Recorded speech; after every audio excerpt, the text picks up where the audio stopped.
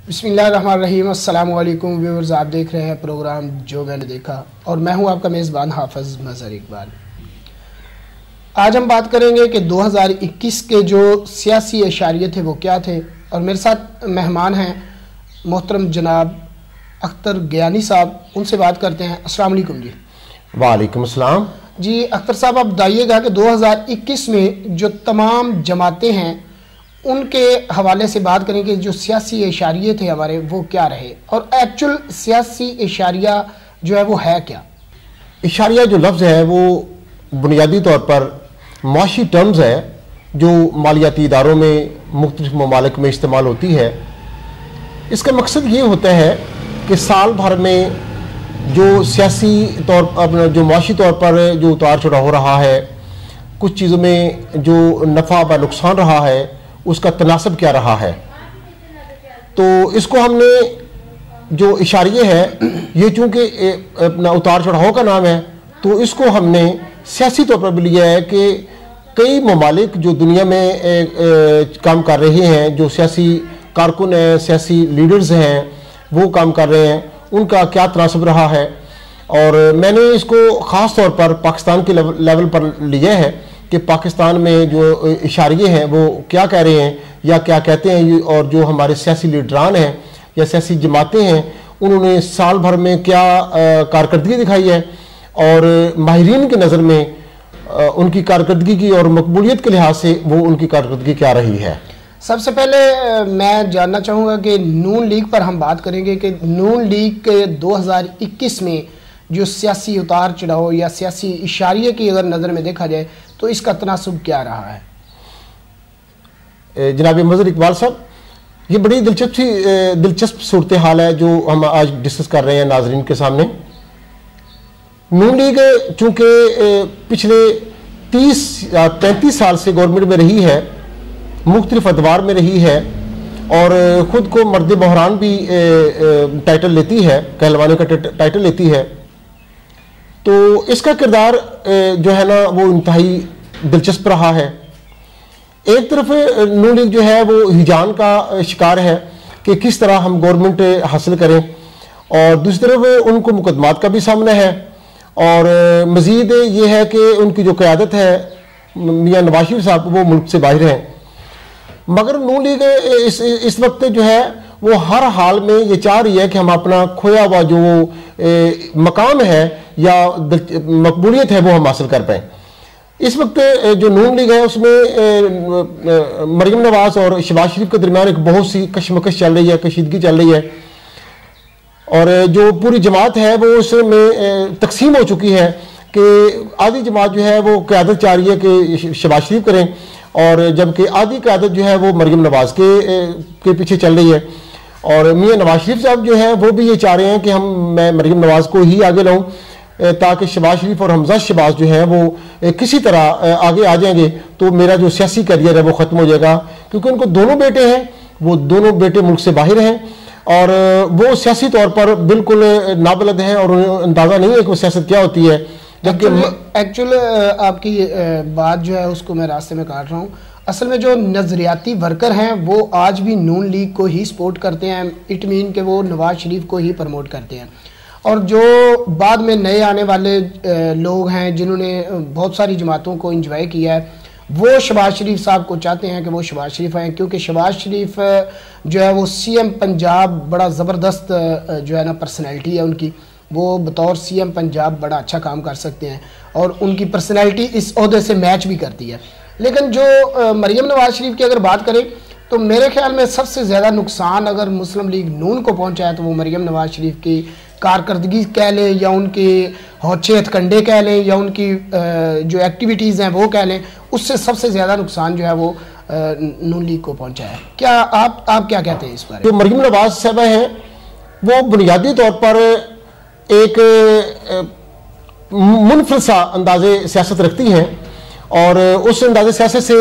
इदारों को और अवाम को जो और नज़रियाती कारकुनान को जो नुकसान हुआ है वही नून लीग का नुकसान है। और जो अवाम है वो इसलिए तकसीम हो चुके हैं, नज़रियाती कारकुन तकसीम हो चुके हैं कि शहबाज शरीफ जो एक वर्कर आदमी है, अमली तौर पर अमली आदमी है, प्रैक्टिकल आदमी है, और अगर वो जमात को लीड करते हैं तो वो बहुत बड़ा जो है फ़ायदा होगा। और आज तक जितना नुकसान हुआ है नून लीग को, वो इसी बेस पे हुआ है कि मरयम नवाज़ को ज़बरदस्ती इस जमात पर ठोसा जा रहा है और उसकी जो लफाज हैं, उसकी जो मुहिम है, उसका जो बार बार अंदाज़े फ़िक्र है या अंदाज़े सियासत है या अंदाज़े बयान है, उसने नून लीग को बहुत ज़्यादा नुकसान दिया है। और ख़ास तौर पे उनकी जो आजकल वीडियोस का इशू चल रहा है, वो मुख्तलिफ वीडियोस ऑडियोस वो जारी करती रहती हैं और उससे जो तमाशा लगा है उसका जो तासुर लिया है गवर्नमेंट के इदारों ने और कारकुनान ने, वो बहुत मनफी में गया है। और यही वजह है कि नून लीग जो है वो अपने इशारियों के लिहाज से वो बहुत गिर गई है और उनके जो इशारे हैं सियासी तौर पर वो बहुत मनफी में चले गए। और हत्ता कि यहाँ तक है कोई आम आदमी जो ओहदेदार है या इज्जतदार है, वो मरयम नवाज़ का नाम भी बहुत एहतियात से लेता है कि कहीं उसकी भी जो है कोई ना कोई वीडियो अपलोड ना हो जाए। और ख़ास तौर पर जो गवर्नमेंट के ऑफिसर्स हैं या जो सियासतदान हैं, वो कहीं भी अपने ज़ाती और निजी महफलों में भी उनका नाम बड़ी एहतियात से लेते हैं। और यही वजह है कि जो 2021 है वो नून लीग के सियासी इशारियों के लिहाज से वो बहुत माइनस पे चला गया है। जी बिल्कुल, नवाज शरीफ साहब का बाहर जाना और फिर वापस ना आना इस बात की दलील है। और एक और बात कि अब जो मुहिम चलाई जा रही है कि जी नवाज शरीफ साहब वापस आ रहे हैं और शायद कोई डील शील हो गई है, और जिस पर प्रेस कॉन्फ्रेंस की गई है और DGISPR की जानिब से बड़ा सख्ती से मौक़िफ़ जो है वो दिया गया है। और होना भी ऐसी चाहिए कि जो लोग, अब लोगों को ये बात समझ नहीं आ रही कि जो बंदा जब जी चाहता है, जब कोई मुश्किल वक़्त आता है, वो बाहर चला जाता है और उसके बाद फिर आके वो कहता है कि जी मैं सियासी पार्टी का जो है वो उसको हैंडल करूं और उसकी सरबराही लूं। खैर देखें आगे 2022 में क्या होता है। अगर हम बात करें पाकिस्तान पीपल्स पार्टी की, तो 2021 में जो सियासी इशारे PP के हैं वो क्या कहते हैं? जी अपना हाफिज़ साहब, पीपल पार्टी और नून लीग पहले PDM में इकट्ठी थी, फिर पीपल पार्टी ने PDM को छोड़ दिया, या यूँ समझ लें कि नून लीग को छोड़ दिया, क्योंकि PDM में नून लीग के अलावा तो कुछ भी नहीं है। नून लीग ही है या पीपल पार्टी थी, पीपल पार्टी चली गई तो उसके बाद वो मौलाना साहब और नून लीग वगैरह रहे, लेकिन उनका वो जो स्टैंडर्ड PDM का था, जो उनका मयार था, वो नहीं रहा। जहाँ तक नून लीग के सियासी इशारियों की बात है तो वो ये है कि 2021 में नून लीग ने अपनी कारकर्दगी में आज खुद जो है ना उसका नुकसान किया है। उसकी वजह यह है कि साल 2021 में बार बार सुप्रीम कोर्ट जो है आज खुद नोटिस लेती रही है और नून लीग की सफाई के मुतल्लिक, नालों की सफाई के मुतल्लिक, दूसरे जो उसका कीचड़ वगैरह उठाना था या दूसरी जो गार्बेज उठाना था, वो वफाकी गवर्नमेंट उठाती रही है। और नून लीग जो है वो अपना पीपल पार्टी जो है वो बार बार इसी बात पे बात करती रही है कि हम ये कर रहे हैं, हम वो कर रहे हैं, हम ऐसा हो रहा है, और वो तनकीद ही करती रही है। अब प्रैक्टिकल उनका जो है वो जीरो रहा है। प्रैक्टिकल उनका, इससे आपको क्या लगता है कि उनका ग्राफ कराची में गिरा है, अप हुआ है, या अपने उस ग्राफ को वो कायम रख सके हैं जो पहले था? हम सब इसके लिए मैं ये अर्ज कर रहा था कि सिटी में तो पीपल पार्टी वैसे ही जो है ना, कराची जो वस्ती कराची है या इसके गर्दोनवा है, वैसे ही जो है वो बहुत कम है, वहाँ MQM का होल्ड जा रहा है। पीपल पार्टी ज़्यादातर जीती है दही इलाकों से, लेकिन जो थर के इलाकों में जैसा कि वो भूख और प्यास चल रही है और बच्चे मर रहे हैं, लोगों की जो हालत है वो काबिल रहम है या काबिल तरस जो हालत है, तो उसमें भी मज़ीद इजाफा हुआ है। और अब देहाती इलाकों में भी जो है पीपल पार्टी है उसकी जो मकबूलियत है वो बहुत गिर गई है और यह ग्राफ गिर रहा है।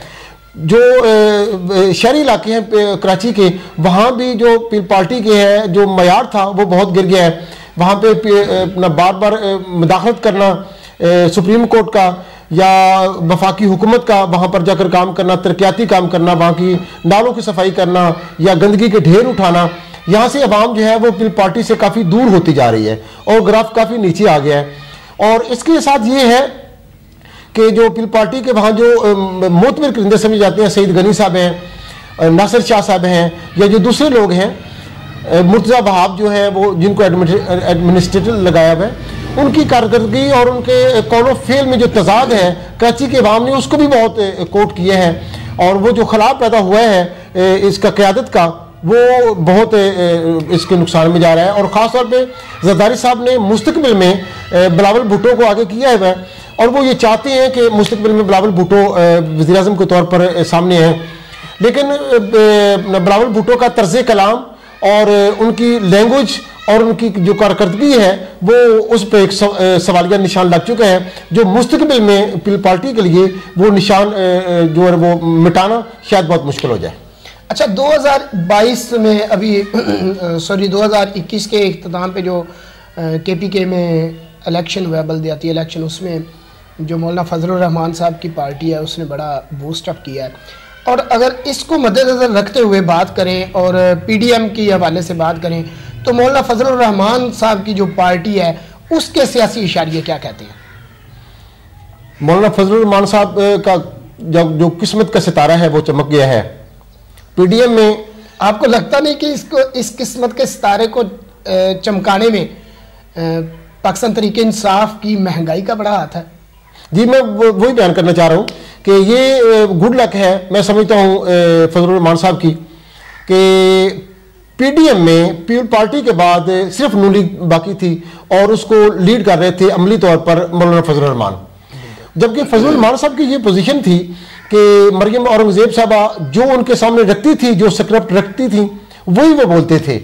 और बाज़ कहते मौलाना साहब को ये भी कहा गया था कि मौलाना साहब ये ना पढ़ें, ये पढ़ें, आपका ये है। तो इसके हवाले से भी जो अवाम है वो बड़ा दिलचस्प मुकालमा उन्होंने उनको लिख दिया। लेकिन एक बात मैं यहाँ पे कोट कर दूँ कि आपको पता है नून लीग का ये जो है ये वतीरा रहा है हमेशा से, वो अपने मनपसंद सहाफ़ियों को लिख के सवालात देते थे और वही उनसे पूछे जाते थे जो वो उनको लिख के देते थे। इसी तरह अब मौलाना फजलुर रहमान साहब को भी पर्ची लिख के दी गई और जानबूझ के दी गई कि जनाब नवाज शरीफ से ज़्यादा करप्ट जरदारी, इतने ही अभी उनने बोला था तो उनसे कहा गया कि मौलाना साहब ये तो आपकी पर्ची नहीं है। इट मीन के पर्ची लिखी तो गई है लेकिन ये किसके लिए लिखी गई है? ये उनकी नहीं है तो फिर किसकी है? वो आपने जो बात की कि वो लिख के देते हैं, बिल्कुल इसमें कोई शक नहीं है। जी मगर इकबाल साहब, मैं वो बात करना चाह रहा था कि ये एक ना यूँ समझिए कि जग हंसाई का बायस बन गया था मौलाना साहब के लिए, लेकिन अब ये जो उस चीज़ को हम लेकर आए तो वो पूरा जो 2021 का साल है वो मौलाना साहब के लिए जो वो जग हंसाई का बायस बन रहा और लोग मौलाना साहब का मजाक उड़ाते रहे और फप्तियाँ कसते रहे। लेकिन अब ये जो KPK में जो हुआ है इलेक्शन के हवाले से मौलाना साहब को जो नुमाइंदगी मिली है या जो इज़्ज़त मिली है, उसमें दो चीज़ें हैं देखने वाली। एक तो ये है कि महंगाई ओवरऑल जो है वो पूरे पाकिस्तान में हुई है और महंगाई का क्रेडिट जो है वो ना नून लीग ले सकी है ना पीपल पार्टी ले सकी है और वो मौलाना फजलुर रहमान ले गई है। और मौलाना फजलुर रहमान ने जो मेजर इलाके हैं, जो मेजर मेयरशिप है पेशावर की, बन्नू की, कोहाट की, और वो जो है वो मौलाना साहब के हिस्से में आई है। और मौलाना साहब ने बात तो औकात यही कहा जाता है कि महंगाई का क्रेडिट मिला, लेकिन ये बात नहीं है। अगर महंगाई पर की बात की जाए तो महंगाई पर जितनी सियासत नून लीग ने की है या पीपल पार्टी ने की है इतनी मौलाना साहब ने नहीं की। लेकिन एक बात है अख्तर साहब, आप इससे एग्री करेंगे कि नून लीग और पीपल्स पार्टी जो अपोजिशन हम एक्सपेक्ट कर रहे थे वो उससे कोसों दूर रही है और उन्होंने सारा फोकस जो है वो इल्ज़ाम तराशी और इस पे ही रखा है, क्योंकि पीछे मरियम नवाज का बयानिया था और वो यही होता था कि आपने ये कर दिया, आपने वो कर दिया, हमने ये नहीं किया, हमने वो किया। एक्चुअल हालांकि बहुत सारे ऐसे इश्यूज़ हैं जिन पर अगर अपोजिशन बात करती तो डेफिनेटली पाकिस्तान तहरीक इंसाफ बहुत ही जो है उसका मोराल जो है वो लेट डाउन हो सकता था, लेकिन अनफॉर्चुनेटली ऐसा हो नहीं सका। और ये पाकिस्तान तहरीक इंसाफ की गुड लक कह लें या इनकी नेगलिजेंसी कह लें कि ये उस चीज़ उन पॉइंट्स को रेज नहीं कर सके जो बेसिकली अवाम से करीब करने के लिए इनको रेज करने चाहिए थे। जी हफ़ साहब, आपने बिल्कुल ठीक कहा। जहाँ तक मैं वो आप बात कर रहे हैं उसका ये है कि जो नून लीग और पीपल पार्टी जो कुछ कर रही है और जो इसको करना चाहिए था उसमें ये वाज़ेह जो फ़र्क है वो उसको कवर नहीं कर सकी और मौलाना साहब ने यही कुछ किया है। KPK में उन्होंने सबसे पहले ये देखा है कि तहरीक इंसाफ के जो कैंडिडेट्स हैं वो क्या है, उनकी सियासी बैकग्राउंड क्या है, और उन्होंने अपने कैंडिडेट जो खड़े किए हैं जो सामने लाए हैं वो किरदार के हवाले से और सियासी बैकग्राउंड के हवाले से वो काफ़ी मजबूत थे। और उन्होंने वो बात की है जो KPK में तरीके इंसाफ के खिलाफ जाती थी, और वो ये थी कि ये वो लोग हैं जो नस्ल दर नस्ल चल रहे हैं, ये वो खानदान जो नस्ल दर नस्ल चल रहे हैं, यानी कि मौरूसी सियासत जो है वो उसको स्टेब्लिश किया जा रहा है। और आप इन शॉर्ट में कह सकते हैं कि PTI का जो बयानिया था कि हम नए चेहरे लेके आएंगे, या जिस तरह MQM ने एक बार किया था कि बिल्कुल नए चेहरे ला के तो उन्होंने सियासी भूचाल बर्पा कर दिया था, अब उनसे सबक सीखते हुए मौलाना फजलुर रहमान साहब जो हैं उन्होंने ऐसा किया है कि मौरूसी सियासत को दफन करते हुए अपने नए चेहरे जो हैं वो सामने लाए हैं और वो विन कर गए हैं। एग्जैक्टली जनाब, अपना हाफ़ साहब आपने जो बात की है मैं इसी तरफ आना चाह रहा था, और यही असल बात है जो वहाँ पे मौलाना साहब ने कैश की है कि उन्होंने लोगों को ये बताया है कि मरूसी सियासत जो है ना, जो उनका बयानिया था PTI का, वो नहीं है, ये भी एक रवायती तौर पर ट्रेडिशनल जमात बन चुकी है, और ये जो वहाँ के लोग हैं वो अपने भतीजों को, भाइयों को, अपने अजीज रिश्तेदारों को टिकट देकर आगे लाना चाह रहे हैं, वो नवाजते हैं। अच्छा, इसमें अगर बात करें हम हुकूमती जो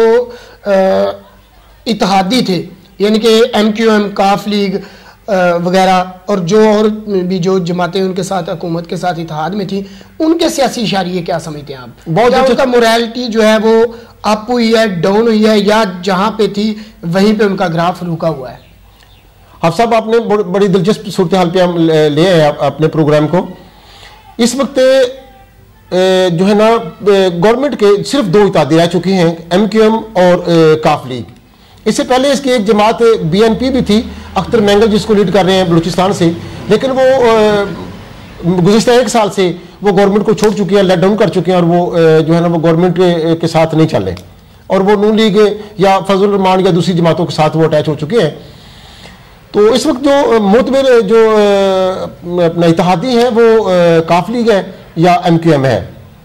दोनों इत्तेहादियों पर यह सवाल उठाया जा रहा है कि ये क्या कर रहे हैं, यानी जब भी गवर्नमेंट को कोई बिल पास कराना होता है असेंबली में, तो ये दोनों पहले तो ये इत्तेहादी नाराज हो जाते हैं, मेके चले जाते हैं, यूँ समझे कि ये मेके चले जाते हैं, फिर इनको मनाना पड़ता है, गवर्नमेंट जो है वो इनके पीछे चलना शुरू हो जाती है, फिर इनको मना के लाती है, फिर मना के जब असेंबली में बैठाती है तो ये उनकी हिमायत करती है और वो बिल पास हो जाते हैं, बिल्कुल यकतफा कर देते हैं, अचानक से गिरते हैं, अचानक से उठते हैं और बगलगीर हो जाते हैं, कुछ पता नहीं चलता, एक लम्हे में ये पल में तोला पल में माशा वाली बात हो जाती है, कुछ पता नहीं चलता कब नाराज हुए और किस बात पे ये राजी हुए, और अगर राजी हुए तो इतने हो गए कि बिन देखे जो है वो सिग्नेचर किए और सब कुछ जो है वो पास करवा दिया। अच्छा, अब आ गए आप पाकिस्तान तहरीक इंसाफ की तरफ, जो हुकूमती जमात है, इसका जो 2021 है खसूसन इस पे फोकस करें कि इसकी पोजीशन जो है वो क्या हो रही है? जी आप साहब, ये जो आपने बात कर रहे थे इत्तेहादियों के मुतल्लिक और PTI के मुतल्लिक, ये बहुत दिलचस्प पोजीशन बन चुकी है, और अवाम जो ना इत्तेहादियों पे ये सवाल उठा रहे हैं कि अगर गवर्नमेंट PTI या इमरान खान गलत बिल पास करवाते हैं तो इनको पीछे हो जाना चाहिए, आगे आते क्यों हैं, और अगर वो गलत हैं तो ये पहले नाराज होते हैं और फिर ये आगे आते हैं। अवाम इसको ब्लैकमेलिंग का नाम दे रही है और ये कहती है कि ये दोनों जमातें जो हैं गवर्नमेंट को ब्लैकमेल करते हैं, फिर अपने मफादात हासिल करते हैं, फिर उनकी हिमायत पे आ जाते हैं। और जहां तक ये गवर्नमेंट का ताल्लुक है, PTI का ताल्लुक है, तो इमरान खान जिस सिनेरियो के साथ आए थे, जिस नारे के साथ आए थे, जिस ग्राफ के साथ आए थे, वो इमरान खान पिछले जो 2 साल हैं, पहले जो 2 साल है गवर्नमेंट के, अवाम ने उनको इस नज़र में देखा कि इनको संभालने में, इनको गवर्नमेंट चलाने में, इनको पिछली जो नुकसानात हैं उनको पूरा करने में वक्त लगेगा। लेकिन वो 2 साल गुजर गए और ये तीसरा साल 2021 आ गया, और इसमें अवाम ने ये समझा कि अब ये साल में जो गवर्नमेंट है वो ज़्यादा से ज़्यादा डिलीवर करेगी, अवाम को ज़्यादा से ज़्यादा बेनिफिट्स देगी, क्योंकि 2021 के शुरू होते ही इसके जो तर्जमान है उन्होंने ये कहा था कि ये साल जो है वो अवाम की बेहतरी का साल है, अवाम की भलाई का साल है, और अवाम की जो मुश्किलात है वो ख़त्म करने का साल है। लेकिन हुआ क्या कि गवर्नमेंट इस साल में भी कुछ भी डिलीवर ना कर पाई, बल्कि पिछले 2 सालों की निस्बत इस दफ़ा महंगाई में इतना ज़्यादा इजाफा हुआ और इतनी चीज़ों की शॉर्टेज हुई कि अवाम की ज़रूरियात जो है वो भी पूरी करना मुश्किल हो गई। और अब ये सूरत हाल ये है कि इस साल 2021 के आखिर तक अवाम ने पीटीआई को जो नज़रों से इस हद तक गिराया है और उसका ग्राफ जो वो माइनस तक जा रहा है। हालांकि वो जो कुछ लोग कहते हैं, जो तर्जमान हैं या जो कुछ माहिरीन ये ख्याल करते हैं कि इसका पीटीआई का अभी तक वो मोराल अब कायम है, या अगर फ़र्क पड़ा है तो मामूली फ़र्क पड़ा है, लेकिन ये बात नहीं है। इसका ग्राफ वो काफ़ी माइनस तक जा चुका है। लोग जो है इमरान खान को या पीटीआई को न सिर्फ बुरा भला कहते हैं, बल्कि कुछ तो किसी हद तक गालियाँ निकालते हैं और बड़ी अजीबो-गरीब किस्म के जो वो कलमात अदा करते हैं, बल्कि मैं ये समझता हूँ कि बददुआएं भी देते हैं। जो कुछ जो मफलूकुल हाल लोग हैं, ये महदूद ज़राए के हामिल लोग हैं, जिनकी डेली वेजेस के हामिल लोग हैं, वो तो अब इमरान खान को बददुआएं भी देते हैं और गालियाँ भी निकालते हैं। और माइनस से इस हद तक जा चुका है कि अगर ढंग की पोजीशन करना आ जाए नून लीग को या पीपल पार्टी को, तो मैं समझता हूँ कि ये जो 5 साल हैं वो भी पूरे करना गवर्नमेंट के लिए मुश्किल हो जाए। जी नाज़रीन, हमने आज बात की 2021 के सियासी इशारे पर और कोशिश की कि हम आपको तमाम जो जमातें हैं, सियासी जमातें, उनका 2021 साल के हवाले से आपको जो है वो उनसे आगाही दें कि उनका 2021 में सियासी ग्राफ जो था वो क्या रहा। उम्मीद है आपको हमारा ये प्रोग्राम पसंद आया होगा। आइंदा तक के प्रोग्राम के लिए अपने मेज़बान हाफिज़ मज़हर इकबाल को इजाज़त दीजिए। अपना बहुत सारा ख्याल रखिएगा। पाकिस्तान जिंदाबाद, पाकिस्तान पाइंदाबाद।